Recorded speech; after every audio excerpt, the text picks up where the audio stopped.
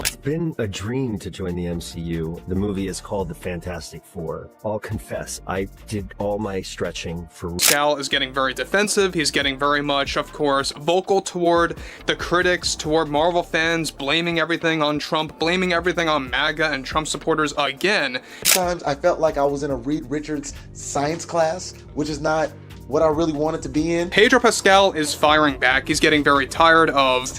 Look, this is not a life-changing, the MCU has been saved, this movie paid off my car, this movie cured my depression. It's not that. It's really not. And now you got Disney CEO Bob Iger only making matters worse. Pedro Pascal just went from being Hollywood's golden boy to its biggest cautionary tale, faster than you can say, "This is the way." The man who made us all believe in Baby Yoda and cry over mushroom zombies just torched his Marvel career so spectacularly that Disney executives are probably wondering if they can get a refund on his signing bonus. Disney and Marvel Studios, they went into panic mode, they went into damage control mode over, of course, all the Hollywood trades talking about this. Box office metrics for the Fantastic Four First Steps now sitting at $367 million worldwide. But what really happened behind those closed doors that made an entire A-list cast ghost him like a bad Tinder date? Rumors swirl that Pascal didn't just destroy the Fantastic Four reboot, he nuked it from orbit with the kind of ego meltdown that would make Kanye West take notes.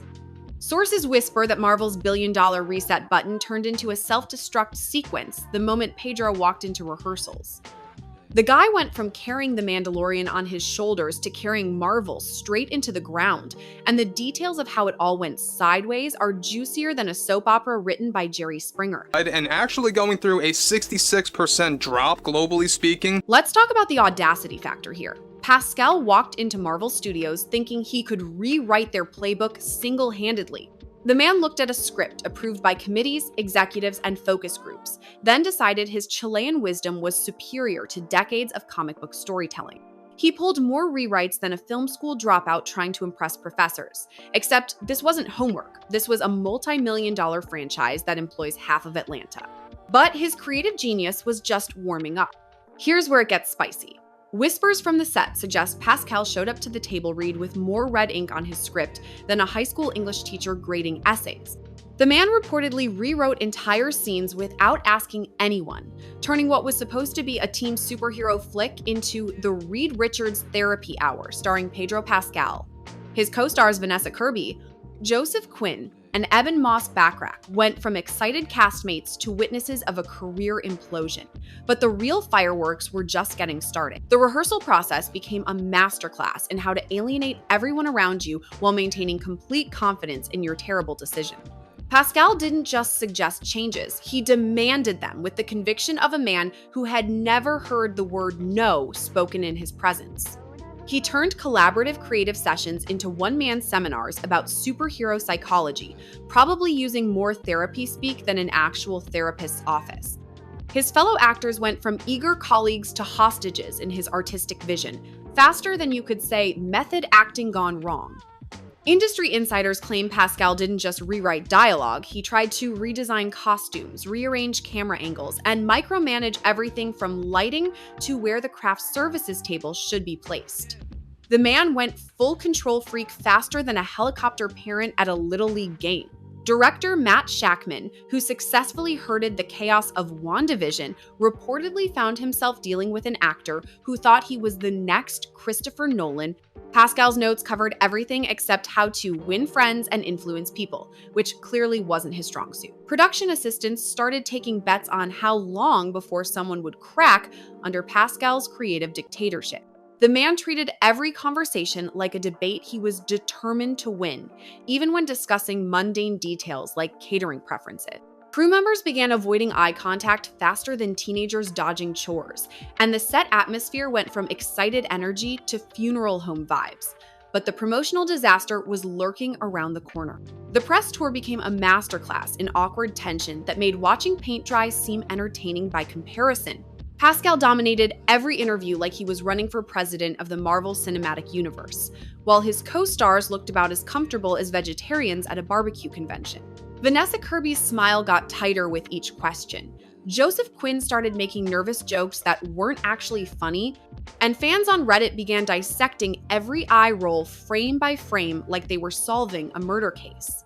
However, the real explosion was still coming. Entertainment reporters started whispering about the weird energy during interviews, noting how Pascal would interrupt his co-stars mid-sentence to deliver philosophical monologues about superhero responsibility.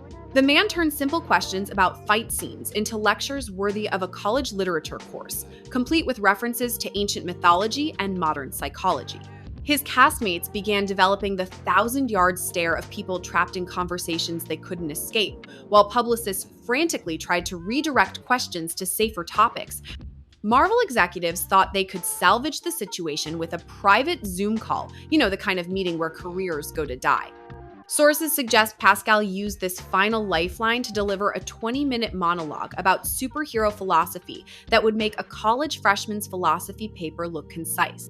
One by one, his co-stars logged off like they were escaping a multi-level marketing pitch, leaving Pedro talking to himself faster than a street corner preacher. The silence that followed was louder than a Marvel movie explosion. The digital meeting became the stuff of Hollywood legend, grown adults literally disappearing from screens, while Pascal continued his passionate speech about what Marvel movies should represent. Vanessa Kirby's professional politeness finally cracked. Joseph Quinn's nervous energy reached peak awkwardness, and Ebon Moss-Bachrach probably questioned every life choice that led him to that moment. By the end, Pascal was performing for an audience of maybe 2 people and a very uncomfortable director who couldn't figure out how to mute him. The aftermath hit Hollywood like a tsunami of whispered conversations and canceled lunch meetings. Vanessa Kirby suddenly landed a Christopher Nolan film, Joseph Quinn got snatched up by Warner Brothers, and Ebon Moss-Bachrach jumped into an A24 project, all without mentioning their Marvel experience. Meanwhile, Pascal's phone stopped ringing so abruptly that even his agent probably needed therapy. The man went from being courted by every studio to being treated like he had career leprosy. Casting directors started having hushed conversations about the Pascal situation, with his name becoming shorthand for talented but potentially problematic.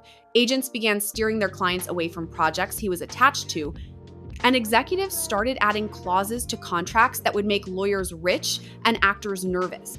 The entertainment industry moves fast, but gossip moves faster, and Pascal's reputation traveled through Hollywood faster than wildfire in California. Disney's damage control went into overdrive mode faster than a soccer mom rushing to a PTA meeting.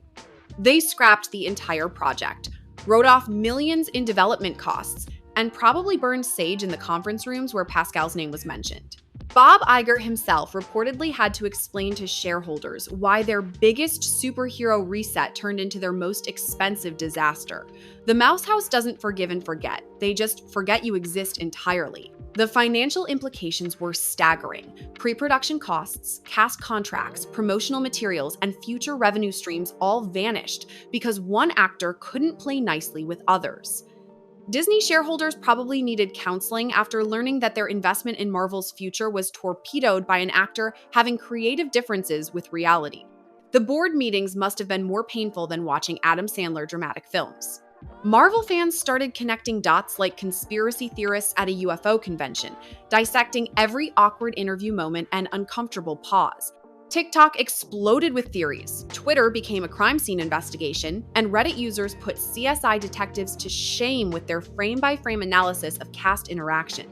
The internet turned Pascal from a beloved actor into a cautionary meme faster than you could say Disney Plus subscription canceled. Fan communities that once worshipped Pascal began creating compilation videos of every awkward moment, turning his promotional appearances into unintentional comedy gold.